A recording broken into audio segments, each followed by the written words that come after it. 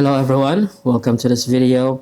So I did promise to show you a more affordable setup with the 3D scanning. So I have bought this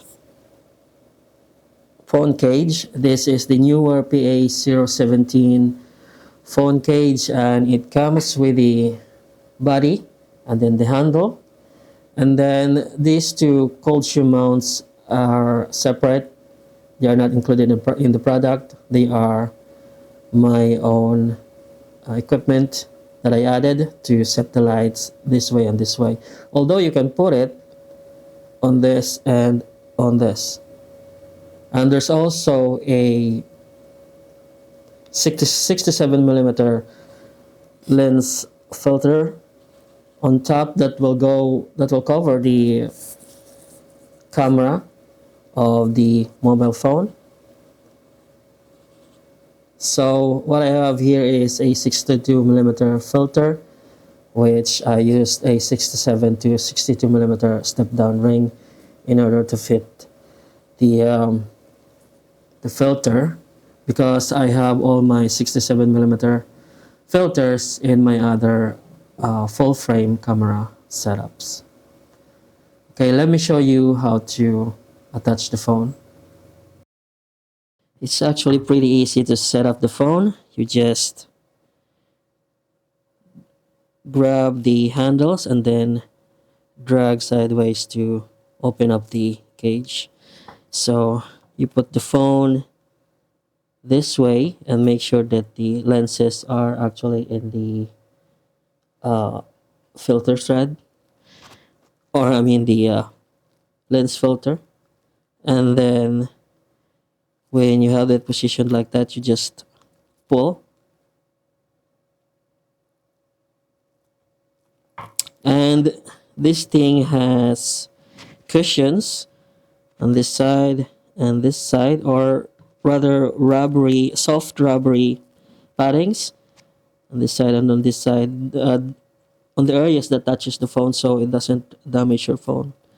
That, along with your phone case or protective case, make sure that your phone isn't really scratched at all. Okay, now let's set up the lights. And this is the Godox Litemons LED 6R lights. There are other versions of it and from other brands, and you can certainly buy those from them. So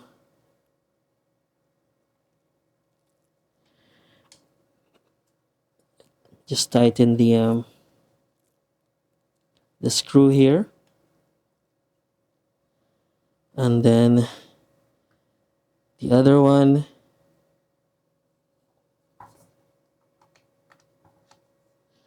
So there are two lights overall.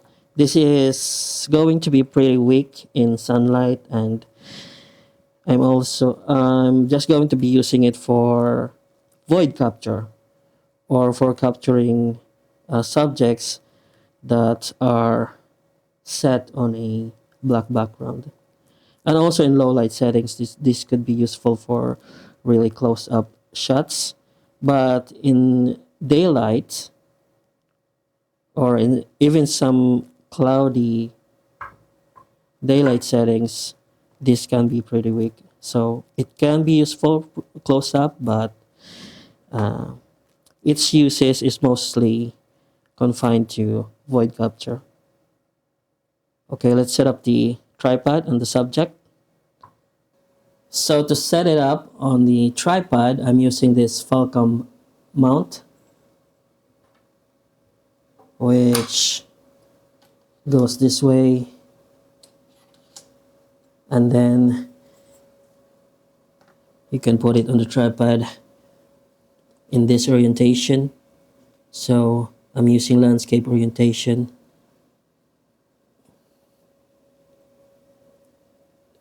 Just this time,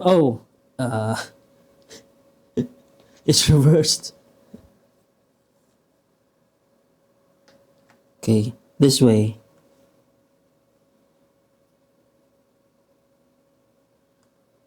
Okay,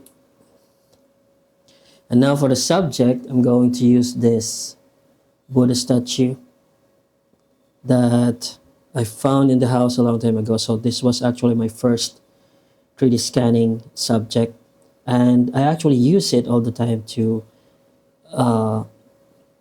set the polarizing filter right, because look at it, look at the highlights and specular there. And before I set out to scan anything, I'm using this to get rid of those specular and highlights by adjusting the cross polarizing filter. And when those are gone, I then set out to scan. So this is my CPL filter setter. Okay, I'm going to set up the void capture background next. So I have already scanned this and put this up in my Patreon. You can grab it for free by becoming a free member, and just search for 3D scans or 3D assets along with this, along with 3 other Buddha statues there that are colored orange. You can grab it there. Okay, so this is just going to be a test subject for the mobile phone scanning with the cage. So if you're just starting out, you can just use your phone. Mine is 50 megapixel in the front camera, so I think that's enough. It's not gonna match up with the 24 megapixel large sensor camera because the sensors are pretty large. I guess the camera sensor is like that and the mobile phone is like this, so you kind of you can kind of imagine the difference in quality that those two can actually produce. But I think the phone will eventually catch up.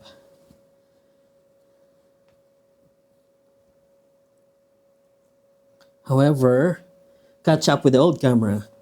But the newer cameras with that generation will be, of course, much better than the more advanced mobile phone.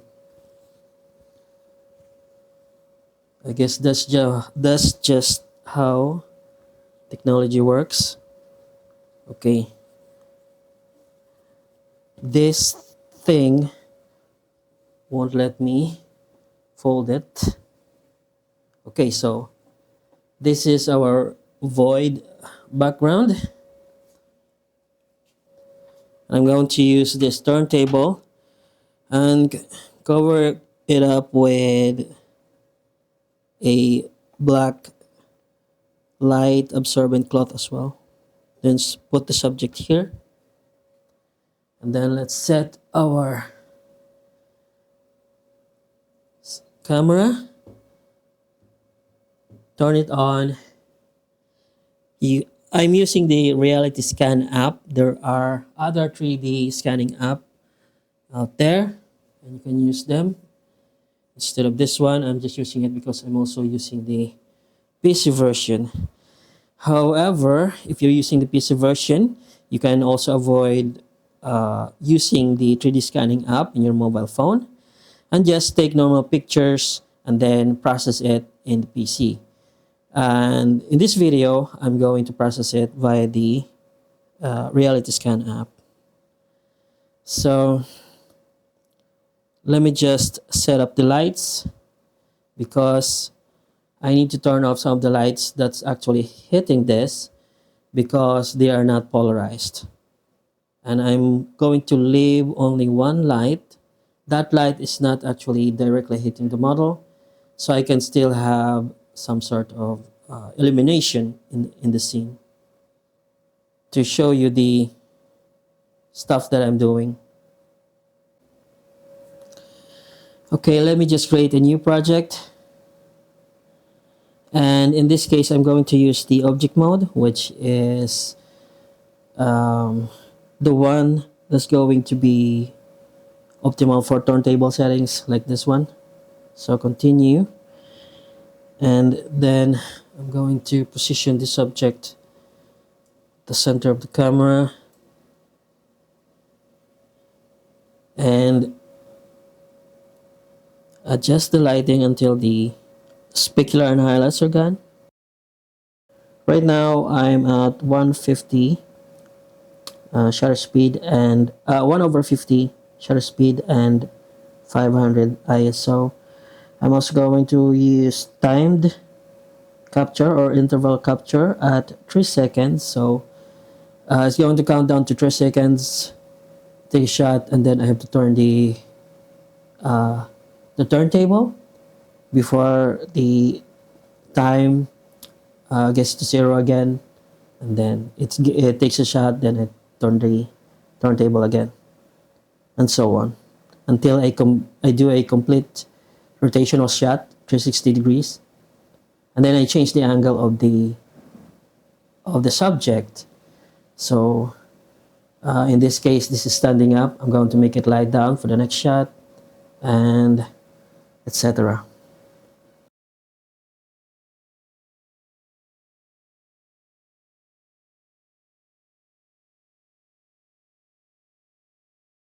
So with this angle finished, I'm now going to turn it on its side like that.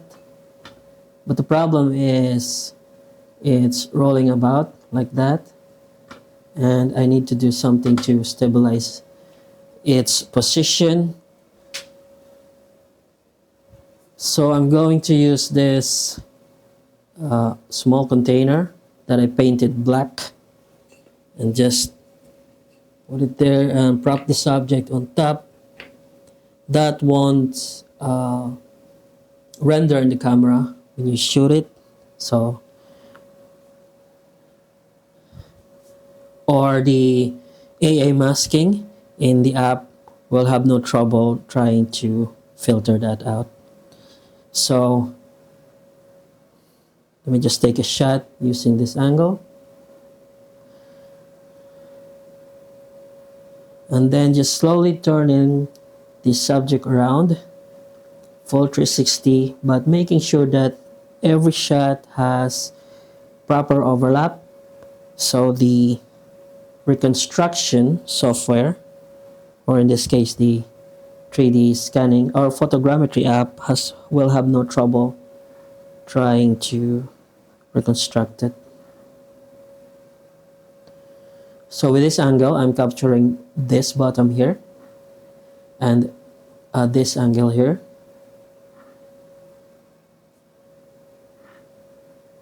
And I may have to do another shot of this angle, but with the phone higher up. So I'm now going to turn the subject on its side like this, and then take a shot all the way around. And as you can see, I've raised the elevation of the camera setup, and it's going to take a shot from this angle. And then once this angle is finished, I'm going to take a shot of this side here.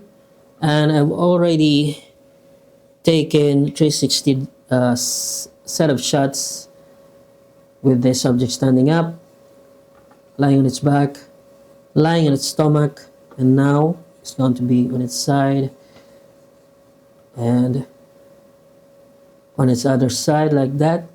And if you feel like you need to take a higher elevation shot or different elevation shot of the same angle, you can do so, because more images taken is actually advisable.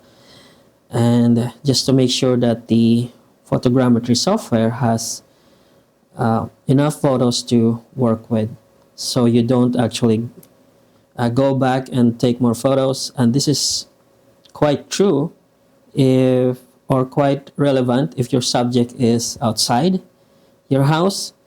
In the studio, it's no problem because the subject is always there. But outside, you have uncontrolled settings like the sunlight, the traffic maybe, and people.